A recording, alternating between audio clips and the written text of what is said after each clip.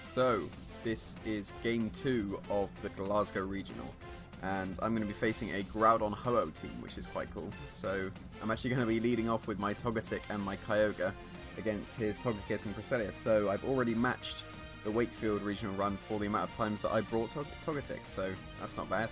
He's led with both his methods of speed control. He could either Tailwind with Togekiss or Trick Room with Cresselia.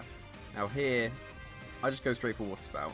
If he switched in his Groudon, then I would have still been able to just switch in my Rayquaza next turn and then Water Spout. Regardless of the speed control he went for, I would have been able to survive anything that the Groudon would have attacked my Kyogre with, and then I would have been able to knock it out with Scald. But he's going to go for the Tailwind option instead of the Trick Room.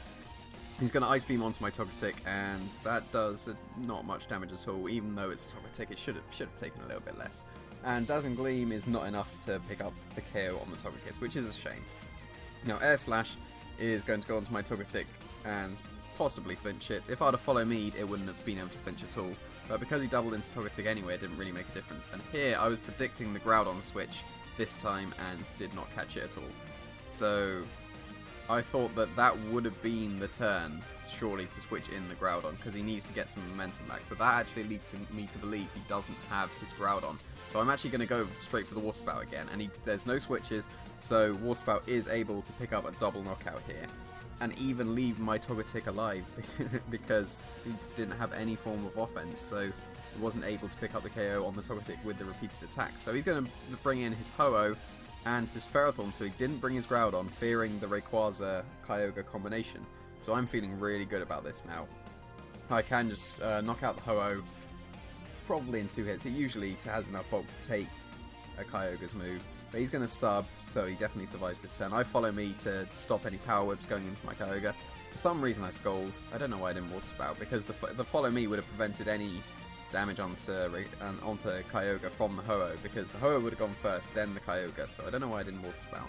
That was definitely a misplay on my part, but Gyro Ball is able to knock out my Togetic. Even with his Tailwind up and my amazing defensive bulk, he is able to take me out, which is not the worst thing, because I do get a free switch into Rayquaza, and now I can just pick up a double knockout with Dragon's Ascent and Water Spout, because Dragon's Ascent usually does about 80 to 90% to Ferrothorns. That easily puts it in range of Water Spout, so there's no need to risk the overheat.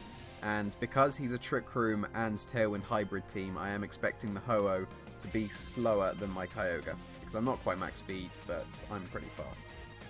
So here, he's going to protect his Ferrothorn from my Dragon's Ascent, but his Ho-Oh probably won't survive the next 2 turns. I'm going to Water Spout, and it does actually not pick up the knockout on the Ho-Oh because there is no more rain, but he does go for a Substitute, so he was probably hoping for me to double into the Ferrothorn. Substitute was really the only way back into this match for him, and even then, I think I had my Raichu in the back, so it wouldn't really have made a difference. But Dragon's Ascent onto the Ferrothorn again, not risking the overheat.